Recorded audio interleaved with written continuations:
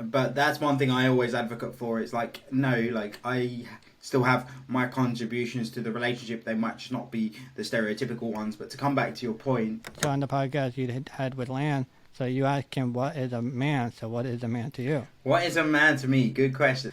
A man to me, like, let her crack on. Like, I never understand this whole thing of like, oh, I'm never going to go to my wife for help if I'm struggling with a thing. Like, that to me is not masculinity, because that's you being a uncomfortable in your own skin. So for me, masculinity would mean I'm comfortable in my own skin. So I'm comfortable going to my trusted individual, whether that be my partner or whoever, and going, look, like, you know, that traditional alpha. I don't conform to that. Like, I'm not about that whole, oh, I'm a traditional alpha, I'm a meathead. Like, fuck off. Like, you have the emotional intelligence of a fucking 2-year-old. Fuck off.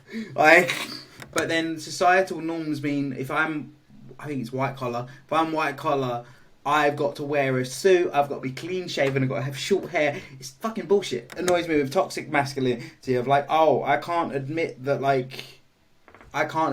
guy's good looking. Or I can't admit that, like, I can't accept that my friend's gay, because if I accept my friend's gay... You gotta say no homo afterwards, though.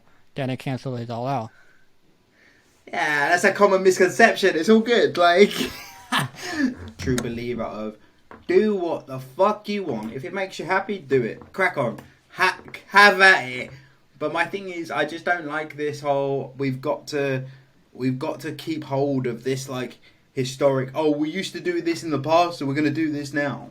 Yeah, definitely. When I was growing up, there definitely was, in terms of, like, for like any male, is that whole thing of like, am I desirable? Am I this? Am I that? But then obviously, as we've said several times on this podcast already, there's an extra layer that comes with the disability. So it did take me some time, especially sort of between 16 and 18. A lot of no's obviously has a knock-on effect on your confidence, how you feel about yourself. When I was growing up dating, it wasn't smooth sailing. But then whenever people ask for advice on it, I said, look, like, me and Gina got together by pure fluke more than anything else. Like, that whole cliche of it happens when it happens, it is pretty much true. Like, it is what it is. I personally, because I've been asked this quite a few times, I personally wouldn't hand back my condition, and I'm quite grateful that I got it so early. With the people that have been injured later in life, I'm always a little bit wary when they're doing very, like, preachy advocacy things, because to me, and this is only my personal view, to me it always feels very like, oh, but I'm like, I know more than I know it better than you because I've experienced both sides of it. But then I do sit there sometimes and go, yeah, Karen, but also this shit was going on before you were here. Like, like, just because all of a sudden you need to care about it is a little bit offensive. Hello, welcome to my podcast, Two Mics One Joe Suits. I am Joe Suits, and I'll be giving a mic to Charlie. Charlie is a cerebral palsy advocate and a huge stock market trader, trading millions of dollars every day. He developed cerebral palsy by lack of oxygen and dying 7 times. Also, a fellow podcaster called Not Quite Podcast, where you can find me or not, IDK. Maybe I'm too wild and he wanted me to not disturb the peace.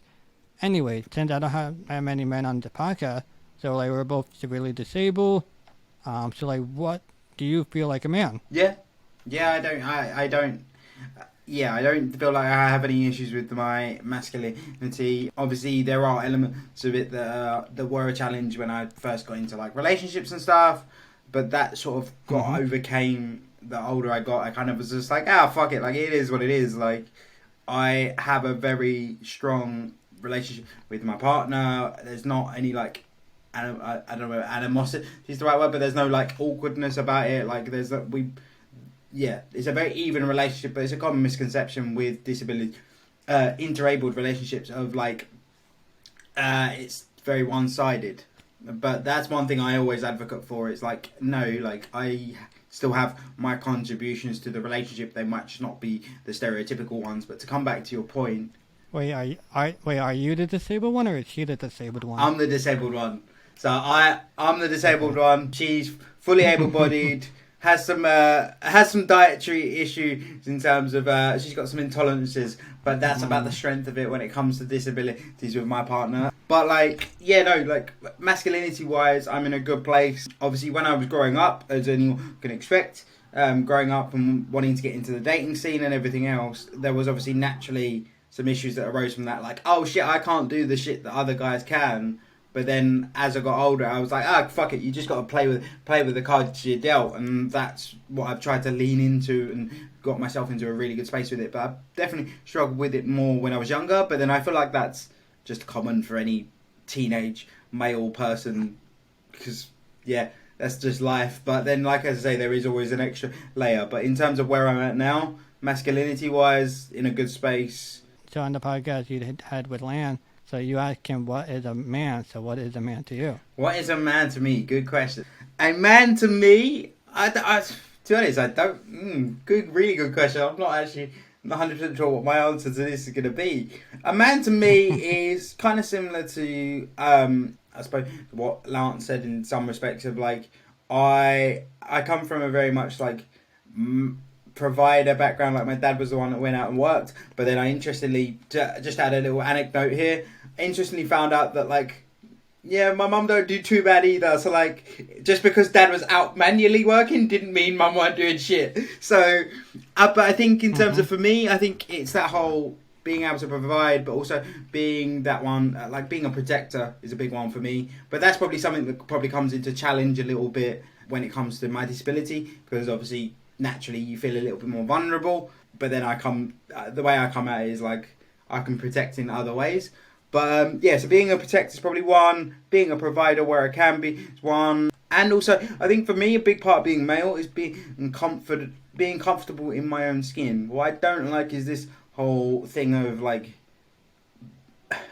feeling like, oh, things are like a male thing or a female thing. Like, yeah, there are certain elements that, like, obviously, like Lance said, like you want to keep some of your masculinity, where like keep things going in the bedroom, things like that. Those things I completely agree with. But the thing of like, oh, my wife can't go out and work because that's my job, like that's fucking bullshit. Like coming from a family that like both parents worked and my mum's a very strong individual, like I'm a big believer of being a true man is going like, yeah, but my girlfriend can hold her shit, like she can do what she wants to do, and I'm not going to stop her doing it because like she's a completely separate person. So that's a big thing for me, is like just get your dick out your head and like think logically. It's just really stupid when I get these guys like, no, I've got to be a man, I hate that mentality. I'm like, look, if your wife's holding her stuff, like let her crack on. Like I never understand this whole thing of like, oh, I'm never going to go to my wife for help if I'm struggling with a thing. Like that to me is not masculinity, because that's you being a uncomfortable in your own skin. So for me, masculinity would mean I'm comfortable in my own skin, so I'm comfortable going to my trusted individual, whether that be my partner or whoever, and going, look, I'm really struggling with this, or I'm about to go broke, need to borrow some money, I'm going to hold my hands up, I fucked up. But that doesn't make me any less of a man, because that's one thing I really hate, like the masculinity of like not being able to make mistakes. We all make mistakes. We're still humans. Like it doesn't matter whether you got penis or not. Like it's that's a big thing for me. Is like for me, being a true man is being comfortable in your own skin and being able to accept that like your people's dynamics are different. Like this whole, oh, I've got to be this to be a man. Like yes, I've said like I my idea of being a man is like being able to earn stably, being able to protect, but that doesn't mean roles can't flip. My thing is like if you're comfortable in your own skin, that's the best place to be. So for me, it's accept the dynamics are different. Don't try and be this like alpha, like you know that traditional alpha. I don't conform to that. Like I'm not about that whole, oh, I'm a traditional alpha, I'm a meathead. Like fuck off. Like you have the emotional intelligence of a fucking 2-year-old. Fuck off. Like yeah, I mean, I did have here that going based on your profile, like you have long hair, so a feminine trait, I guess you could say. I seen you wore makeup at a fashion show too. Yep. It's pretty ballsy. It comes back to like being comfortable in your own skin. Like fuck it, yeah, I wear makeup. Do I wear it every day? Fuck no. Why? Because I haven't got the time. Haven't got the dexterity, and I just don't want to. But that doesn't mean like the people that do are less of a man. Like, I've met some fucking, like, don't get me started on like some guys that I've met that are into the punk scene. Fucking hell, they wear more mascara than Gina does. But fucking hell, I wouldn't mess with them. Mm-hmm. But like, and that's the big thing, is like, it's being, as I say, being comfortable in your own skin is the big thing for being masculine for me. Because like, as I say, I've got long hair. I've gone out with my hair in braids before. Well, I always got my hair in braids before. I've worn it down before. Like, I've worn makeup. Like, I like taking care of my appearance. I'm a big fan of like aftershaves. Like, trust me, my fucking bathroom cabinet's got so many aftershaves, you wouldn't believe it. But that's like, so that's the thing, is like, those things can be classed as feminine, but then I actually think they're quite masculine, of like wanting to take care of your appearance and wanting to make sure you smell good. Like, I think that's, those traditionally are seen as female traits, but I see them as masculine traits because you just like to look after yourself. I go to the gym because I like to look after myself, and that's probably like, yeah, my big thing. I mean, I've said it like 5 times in this sentence, but yeah, just be comfortable in your own skin. What I hate is this whole, you wore makeup, that makes you less of a, fuck off. Like, it doesn't make you any less of a man. Like, it's makeup. Like, what the fuck? It's literally. I mean, I don't know if I could do the makeup thing. I think that's a little too extreme, but I do have more nail polish before.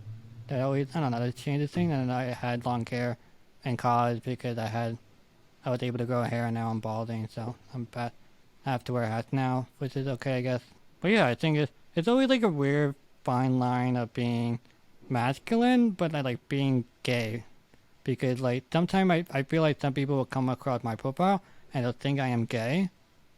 And I'm like, I'm not gay, but like I can totally see why I can come across as gay, and I can't really like help it because I don't have like a masculine features, if that makes sense. Like, I get like, you know, I don't have that, and I can't like bulk up to get bigger too, so that doesn't help me in any way. So I can see why, and I don't like it, but like, and it also really depends on who you're surrounded with. So like, if you're wearing like makeup and like nail polish around Wall Street guys, I think most of the time they're gonna think you're gay. But if you're hanging around with like a big person I really like is Machine Gun Kelly. Yeah. It's like if you're hanging out with his friend and you're wearing like nail polish and like braiding your hair, it'll be like chilly dope. Yeah. But it also really depends on your environment. I think it's weird. But yeah, there's always like, it's really weird. Like, it's really weird. This whole thing really like it's that whole coming into stereotypes again. Like I said, with the Wall Street heads being like, oh my god, he's got long hair. What the fuck? Like, yeah. And I always come back to like, if we use the long hair for example, fucking Jason Momoa looks like a fucking animal in a suit. So like, is he any less of a man because he's got long hair? No. But then societal norms mean I think it's white collar. If I'm white collar, I've got to wear a suit, I've got to be clean shaven, I've got to have short hair. It's fucking bullshit. It's all fucking bullshit. Like, just do what you got to do. And like, I don't get this whole thing of like, the whole thing of, if you wear makeup, you're gay, like this, that, the other. It doesn't matter. Like, if someone's perception, oh, you look gay. Okay, but I know I'm not. There's no argument there. It's crazy. Like, it's that whole thing of like. It's a fine line though. I mean, obviously that's the biggest indicator that you're not gay. That you don't like dicks. You know, that's the biggest indicator. Yeah, is that it? But then yeah, like, I mean, I had like gay guy come up to me and like start hitting on me. I'm like, oh, sorry, dude, I'm not interested. And they're like, oh, I'm sorry, and I'm like, it's cool. That's another issue I think with men. That's another one that really bugs me. Like, this whole thing of like, if a gay guy or if a person from the to be honest, it is just with men. Females don't have the same way of thinking. But with men, if like say for example, my best friend comes up to me and goes, "I'm gay." If I was what normally happens, it would, oh my god, like, are you gonna start coming on to me? Like, no, that's not how that works. That's not like it. Yeah. Like, you're not just gonna be like, oh yeah, like that. Now I'm gay. I really fancy my best friend. It's not how that works. Like, and that's the other thing that annoys me with toxic masculinity. Of like, oh, I can't admit that a guy's good looking, or I can't admit that like, I can't accept that my friend's gay because if I accept my friend's gay, you gotta say no homo afterwards, though. Then it cancels it all out. Yeah, that's a common misconception. It's all good. Like, but it's funny. It's really weird. I mean, if you put no homo in after anything, then it cancels it all out. So if you suck a dick and you say no homo, then you're good to go. Yeah, right? It's like that how it works? I just love that thing of like when people say shit like, "Oh, no offense." The fuck, like, no offense. So you are gonna say something that's gonna offend me because you've given me the pretext of being able to go, "No offense." That makes everything that you're gonna say okay, right? Is that how that works? No, that's not how it works. It's all about how you frame the sentence. Like it. I mean, I've gone on a massive tangent here, but like, yeah, that is one thing that really annoys me with males. Is like this fear of wanting to lean into their like even lean into something that seems vaguely feminine. Like, it annoys the fuck out of me. I'm like, it's one thing. It's not going to kill you. Like, get over it. The thing I find funny with that is most of the time when people do shit like that, they're not comfortable in their own skin. And that's where that comes from. It's like, oh, I've got to portray myself as macho because, like, fucking, I'm not a bloke if I don't do it. Fuck off. It's just really frustrating. It really frustrating. Like you said about the whole makeup thing. Like, when I wore makeup at London Fashion Week, like, they came over and was like, oh, do you want to wear makeup? And I was like, look, there's the owner of the brand that I'm representing who was actually, like, who sat, like, 1 meter away from me. I said, like, does she want us to wear it? And she's like, yeah, she does. Cool. I'm here to represent the brand, so I'm going to go all in. If I'm there to support a friend, so, like, if I went to a party and a friend was like, oh, yeah, we're all going to wear makeup and that's the trend, like, that's the theme of the party, I'm going to fucking do it, because it's one time, or it doesn't define you as an individual. That's the thing I never get with men. Like, if they're the traditional men of like, oh, I've got to be macho. It doesn't make sense because then if you cast it all the way back to like way back when, like most of the time men had really long hair. They wore braids. Like they wore makeup because they wore warrior face paint. Same fucking thing. Oh, it's just yeah. I mean, I've gone on a massive tangent, and I will get back to talking about myself. But it's a massive thing that annoys me with like men that want to be like, oh no, it's like the whole thing. Like, I don't know whether you had the same. Like the whole thing when I was young was, oh, that's gay. What the like? Why is that an insult? Like, I really don't get the whole. That's an insult. All right. I know you've been dating Gina for about 4 years, so I have a feeling that she helps you a lot more feeling masculine because you're not really you have like something to prove that you're masculine, if that makes sense. Yeah. No, I wonder like if you didn't meet Gina and you were maybe you enter another relationship, or let's say you didn't enter a relationship for the past 4 years, I wonder if you would still have the same mindset that you do now. Probably not. You're probably right. Gina is like a massive help for that, and definitely mental health wise, she's a massive help for that. Yeah. But then again, like, I think it's just for me.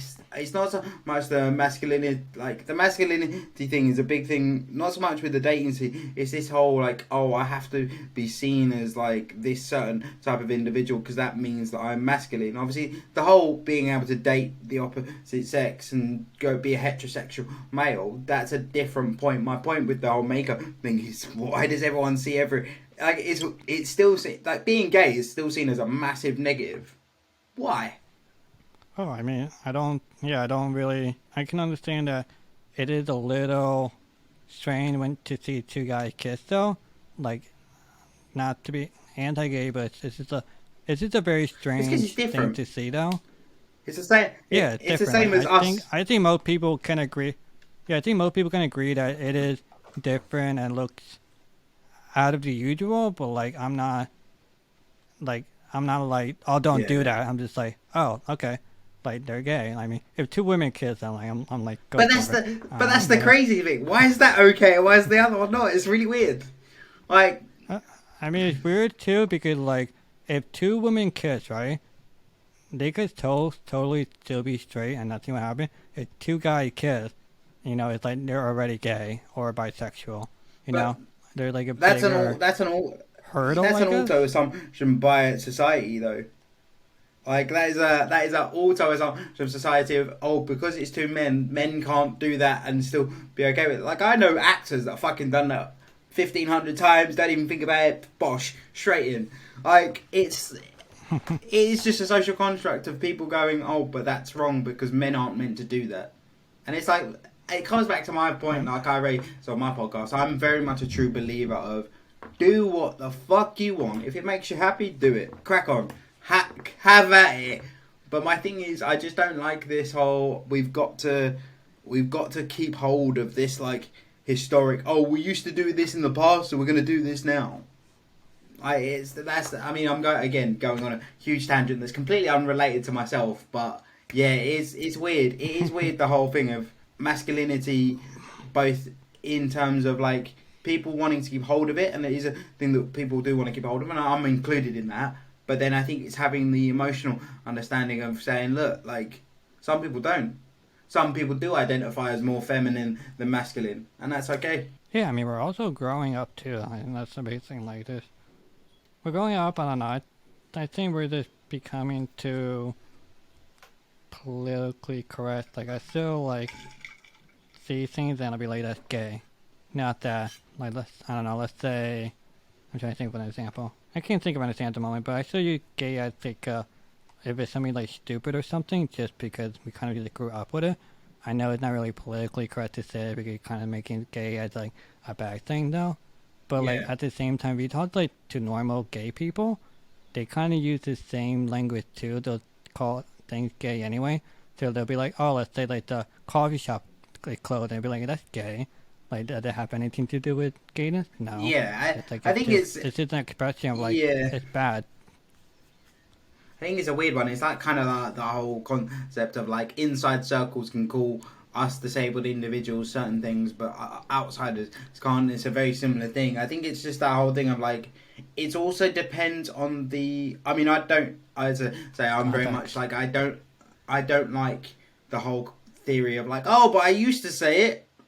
That doesn't mean it's still okay. Like, I hate that whole thing of not being able to adapt. That's one of my big things. It's like, I have some reservations, like, with my elder family, like, that's fine, like, they're not going to change their ways. But when I meet someone that's, like, a couple of years younger than me, like, oh, but I used to say it when I was younger, that doesn't mean it's okay now. I change your vocabulary. Guess what? You do that every day. But then I'd say it all depends as well, coming back to your point of, like, using derogatory terms in terms of, like, in our inner circles and that being okay within those inner circles. It all depends, as you say, on context. The context is massive. Massive. It's hard because we're both influencers, I guess. Like we're both really small people, so we don't have that much influence. But like, it's always like the image that you want to portray online, and then it's always like the inner groups of like how do you represent yourself online. I feel like for me, I represent more myself online as a person in a real life situation versus being more politically correct, because I think it's the way normal life is. I think more people are just relatable to it. Okay, I know some people that are like, will talk like outside the podcast and thing, and they're much more like anti the thing that they political correct, but they would never show it online. And it's like, you do want to appear one way online, but then below the surface you're not. But if you show you below your surface, people may like you, but then people also may not like you. So like, you want to be more. Actually, more like. Now you beg the question though. Actually, let's put myself under this, under the stethoscope here. Am I what you see online is what you get outside? What's your opinion, having spent some time talking to me off camera and some on camera? From the snap judgments that you have, where do I land? I haven't talked to you outside of podcast, so I really don't know how you are behind the scene. I think the biggest change would be, how are you when the cameras are off? Because a lot of people can just switch into a character. I would have said that. I would have said we've only briefly spoken off camera, but we have spoken off camera in terms of, we spoke a bit when we finished our podcast and stuff like that. So like, I was just intrigued to see what you came to, like, what was your gut reaction with me? I mean, I've taken over this interview. I apologise. I will get. No, I'm loving it. I mean, we haven't talked enough to like really get to know you to like be off the camera. Like, everyone is different on the camera. I mean, in a way, I am just different on the camera. Maybe not that much. I still express my views and everything. My views will be exactly the same because like when I develop my brand, it's either am I gonna be a sub part of myself or am I gonna be my full identity self? And I just want I'm gonna be my full self and like people are gonna like me for who I am as a person, so I don't have to change. And I'm just tired of living in a box and trying to accommodate to everyone because that did not work for me for like 25 years. So like I'm just gonna do me. That's right. And I lost a lot of following, but I also gained new following. So I just got to attract people that like me. But yeah, like I don't know you well enough to do it. I mean, just based on your social media and stuff, you seem like a really wholesome dude. Like I'm sure you have some flaws, deep stuff that might like cancel half your audience right there. Like I don't think you would unleash it, but because I think you care about your audience in a way they think of it too much. A lot, which is fine. Like I care about my audience too, but like not as much as I just want them to follow because of who I am as a person. Yeah. But yeah, I just don't know you enough to know. That's fair. But I think you're also kind of a person that you wouldn't tell a deep dark secret to me unless we're like really close. So I think we have to develop like a really close bond for me to get the bad side of you too. Where I'm just much more like a lot of people would say that if you talk to me for like 10 minutes, we'll know. Like I cancel a lot of people out if we're gonna be compatible or not. I just I think something in my mind just clicked of like I don't want to deal with bullshit people. Yeah, I get them. And like people wasting my time. So I'm myself, and I'll also ask questions like, hey, what do you think of this and this and this, and see if we're compatible or not. And if we can get to like the first day stage or like the first week of talking, then we're gonna have like a great relationship. Like a lot of my relationship fail like after day 2. Yeah. You know, so that's just how I come across.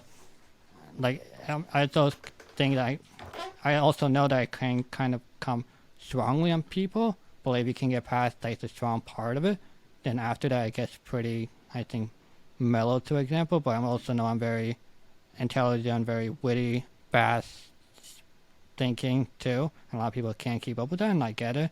And, like I don't mind talking to people that are like, I don't want to talk shit, but like slower. That's fine. But if I'm dating someone, I can't have someone questioning me like, why did you say this, or like, oh, I don't get the joke. And it's like I don't want to explain that. I want you to get it and then like build up on me. Yeah. So I get it. Like I kept limiting myself to other people to like them to like me more and them to be on their level. And I'm like, I'm just tired of doing that. So I'm just gonna do my level and attract an audience that can be on my level or like try to. A lot of people try, but like they can. But like it's funny to me, but I have like a personal desire that I need to fulfill, like a creativity drive that has to make me happy to do it. I get really like depressed when I don't talk to people that doesn't understand me fully, because it like fills my cup, and then people don't understand me or like what it really it drains me a lot, and sometimes I'll just get quiet. So like I have like I must said like I would love to work with people. They have to be almost on the same page as me and allow my brilliance to shine through, or it's just not gonna work. So I unfortunately have to do a lot of these things closely. Like I mentioned in your podcast and maybe even here, I think more people are willing to like you more because you're much like I think I'm a calm person in a different capacity, but I think you're just more like mellow and chill out, where I'm more like go, and I'm not made for everyone. I think you're more compatible with a lot of other people. I don't know, what do you think? Yeah, I mean, as well, I'm just going to address that. I put you on the spot there with the what do you make of me, to see if you made a judgment call. I'll give my full opinion on you. I don't have a problem with that. I love when people put me on the spot.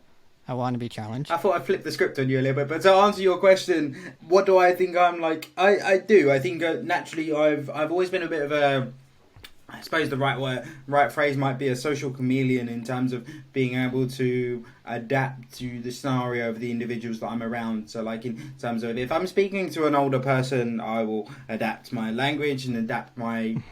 You talk to them like a baby. Yeah, it depends. It depends how old they are. But I mean, I am too. Like, I don't want to say that. Like, when I go to social area, like, I'll go according to that. But if I'm finding someone that like wants to be with me, like in a relationship, I have to be more myself. And if you can be compatible with me. But like, yeah, social situation, like we do it with podcasts all the time. Yeah. We kind of go accommodating to what they're like. Do they like dark humor? Maybe they don't like dark humor. Maybe they're not as open as to say outrageous things. So you'll be a little quiet. Like I do that with every single. I'm definitely a little bit more. I'm definitely a little bit more of a. I would say. A stereotypical people. I don't know. It's really hard because on one hand I'm not, but then on the other hand I am. Of like, I'm a bit more of a people pleaser in terms of like, I am very much like I have views on stuff, and obviously my whole brand is not quite politically correct, and I do like touching on the really difficult conversations, but I do like doing it in a very open space in terms of there's no like.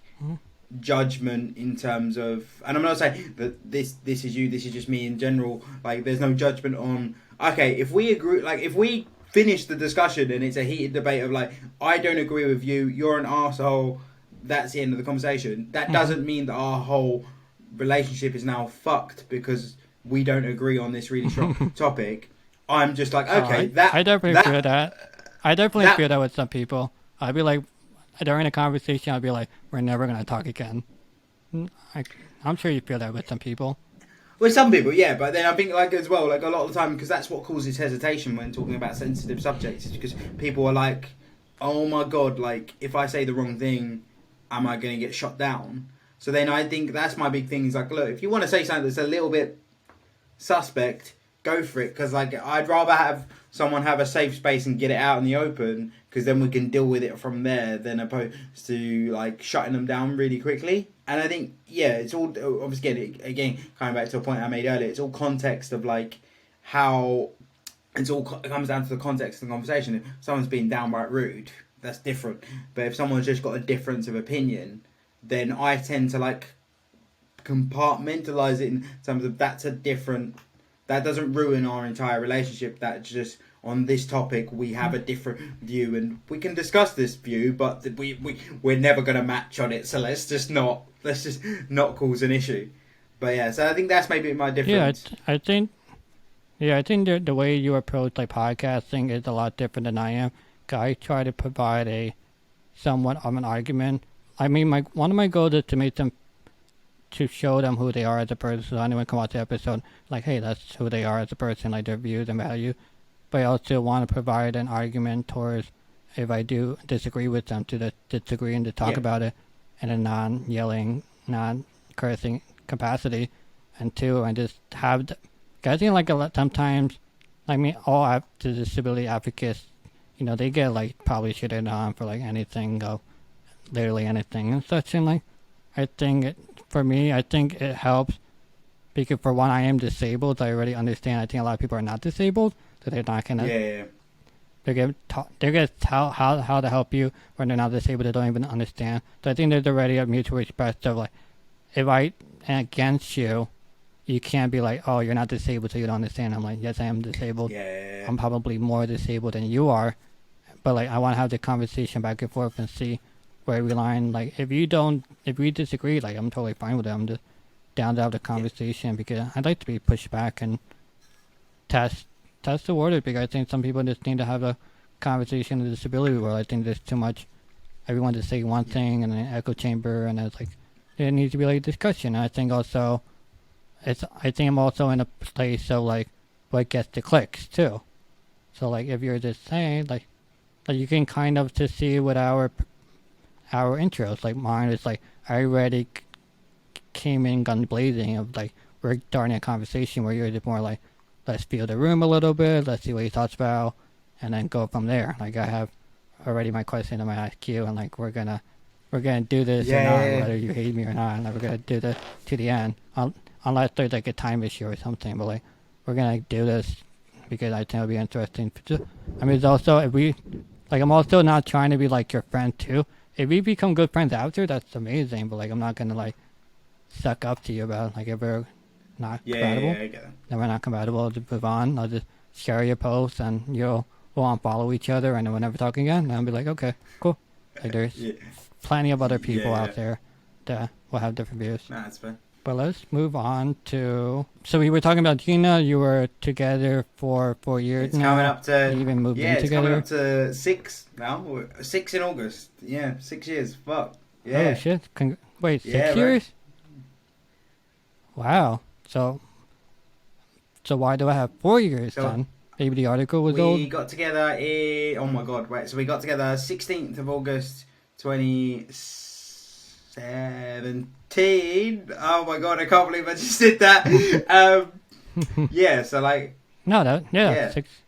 Okay, so the article must have been also wow 6 years ago. Yeah. That's amazing. Like the dating market is absolutely awful. I mean, the funny Like- thing is, me and Gina. I mean, I've done plenty of content surrounding it, but me and Gina met in the most weird way possible, which was basically my best friend at the best friend even now. He went to a job interview.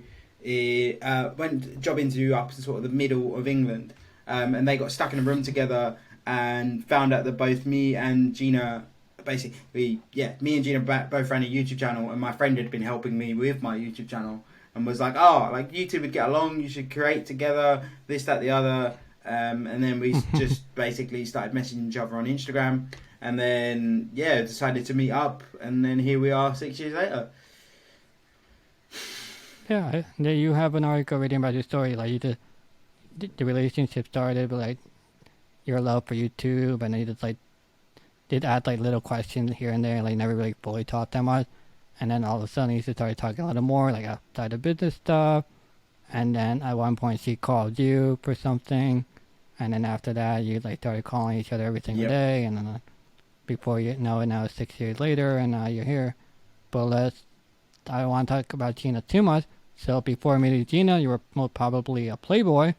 So was there any insecurity of your disability in the dating world? Yeah, definitely. When I was growing up, there definitely was. In terms of like, for like any male, is that whole thing of like, am I desirable? Am I this? Am I that? But then obviously, as we've said several times on this podcast already, there's an extra layer that comes with the disability. So it did take me some time, especially sort of between 16 and 18. A lot of no's obviously has a knock-on effect on your confidence, how you feel about yourself.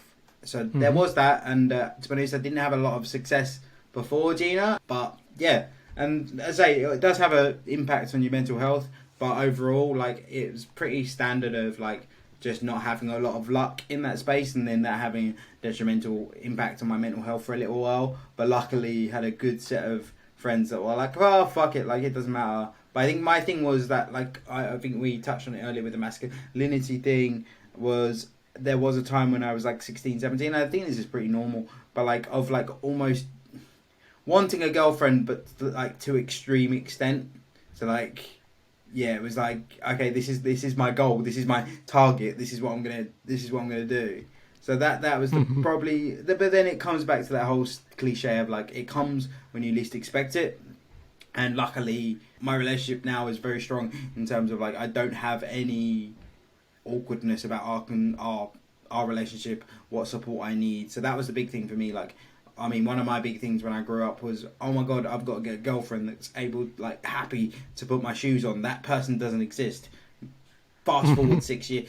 6 years, and Gina's like, I don't give a fuck. Like, I'll put your shoes on and take them off. Like, it's fine. But yeah, so that was a big thing for me when I was growing up, was like, oh my god, how am I going to get a female to accept my condition? And another big one was like, we'd always joke when I was in school, saying like, oh, one night stands would be a fucking nightmare for me. Like, in terms of, I'd need to give them like a handbook before we even started. Like, right, this is what I can do, this is what I can't do, and this is what you need to watch out for. Like, yeah, this didn't work. So there was that as well. So there definitely was elements of like, when I was growing up dating, it wasn't smooth sailing. But then whenever people ask for advice on it, I said, look, like, me and Gina got together by pure fluke more than anything else. Like, that whole cliche of it happens when it happens.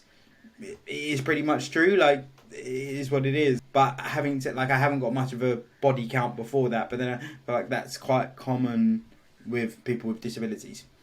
Because you have to get to know people It's on the a internet, bro. You deeper can lie. level. Like, you're a playboy, right? Yeah, but there's only so much you can lie with in terms of fucking rolling up in my wheelchair, being like, "You alright, babe? Don't mind me. I'm just It doesn't work. It's like that whole argument. Everyone asks me all the time, like, do I put my wheelchair in my Tinder profile or not? And I'm like, it's a catch-22 because like you can not put it in. And the person's absolutely fine with it when you meet, and like you're her first introduction to someone with a disability, and absolutely fine with it. Or there's the vile other flip side of it, of like she goes, no, I didn't sign up for this, I'm pulling out. So it's, or you go in with the whole, I've been truthful from the beginning. Here's who I am, and this is what I am. If you like me, great. If you don't, fuck off. But it's a catch-22 because people go, oh, but I want the interest from females, but then if you're or portraying that if you're showing that you've got a disability, that can put some people off. Yeah, I totally get it. Like, the last question for you is, we're both physically disabled since birth. Mine is unique that I slowly got disabled over time, then in a wheelchair at 18 permanently. So do you think it's better to be disabled from birth or later in life and deal with a new reality at a later stage in your life? I personally, because I've been asked this quite a few times, I personally wouldn't hand back my condition, and I'm quite grateful that I got it so early because I don't know any different. I find that the individuals that have to tackle it later in life or have got more of a progressive condition, like mine's stagnant, so like I'm a wheelchair user, that's it, that's the end of the story, end of it there. But like as someone that's got like a progressive condition, or someone that gets hit by a truck, the difference is huge because you're constantly adapting, whereas I've adapted and this is my norm. So I don't know like people go about, oh, what's it like to walk? I don't fucking know. What's it like oh no, sorry, what's it like to be in a wheelchair? And I'm like, what's it like to walk? And it doesn't make sense. But like for me, I would rather be in the position I'm in now in terms of I know what my capabilities are, I know what I need support with, I know what I can and can't do, and I've known that since I probably fully have known that since I was about 13. So like I'm very comfortable with myself. I know what I can do and I know what I can't do. Whereas if you've been able to walk, or like, so if you use me for example, if you use the opposite side of the spectrum, if you were able to walk and then get that taken away from you, God, you gotta relearn everything, and that is a fucking terrifying thing to look at. Like thinking of like learning to feed yourself, learning how to get to the bathroom, learning how to go to the toilet. Like you gotta relearn everything. But one thing that does frustrate me a little bit with the content creator space is this whole thing where individuals that have got injured and then become disabled and then become creator, no problem with it. Like my view is the more people in the space makes the space better, because it's like an improved product makes for a better market. But like so like with the people that have been injured later in life, I'm always a little bit wary when they're doing very like preachy advocacy things, because to me, and this is only my personal view, to me it always feels very like, oh, but I'm like, I know more than I know it better than you because I've experienced both sides of it. But then I do sit there sometimes and go, yeah, Karen, but also this shit was going on before you were here. Like, like just because all of a sudden you need to care about it is a little bit offensive. I totally get you. Yeah, it's I mean it's a would you rather question that can never really fully answered. I think that sometimes you develop a better personality if you're not disabled in the beginning. Like you're able to develop things a little bit mentally level-head, but like anybody could be, even regular people grow up being insecure and anyway, so almost doesn't matter. But yeah, I think it's difficult when you have one track of life and then totally go to a different track. And yeah, I don't know, it's a difficult tradition. I think it's like for me, I always think like I mean, sorry mate, go on. I think there's a bit of a delay. I'll go on and you can go. I also think like I wish everyone could experience everything once in their life just to be able to know what it feels like and then move on. Like unfortunately that won't happen to you, but I just wish everyone just had the opportunity to do everything at least once, just to know how it feels like. But I think maybe sometimes that might be bad for people. 'Cause if you never experience it, you really don't know what you're missing. Yeah. And it's a very conflicting. I think it's weird, like, because people always ask me, like, would you hand back your disability? And I always relate it, obviously, back to my work in the social media space, the content creator space, the consultant space, and everything else. Like, I always think, like, there are so many cool people that I've met via being disabled, or so many cool opportunities. I mean, for fuck's sake, I appeared at London Fashion Week. Do you know how fucking mad that is that I can say that? That is fucking, it's so weird. It's so weird that to say that my first modelling experience is London Fashion Week, but that experience wouldn't have existed if I wasn't in a wheelchair. And if I was, like, there are so many opportunities that I've had because of being in a wheelchair. And some people can say, oh, but like, you're just ticking a box, you're just doing this, that, the other. But like, even if I was, so what? Life experiences, some of the life experiences I've managed to gain from being disabled and moving in this space, it's amazing. So then also, like, I'm like, if I try and think to what I would be like if I was able-bodied and what I would do, let's be honest, I come from a big, like, not a big, but like a relatively big football family in terms of, like, we're all very into football. So, like, I would have probably tried out to be a professional footballer, failed miserably, and maybe gone and been... At least you're aware of it. Maybe gone and been an accountant. Like... So, it's, yeah, I always say, like, there's so many cool opportunities I got from being disabled, and that sounds like a weird thing to say, because, like, why would being disabled be a positive?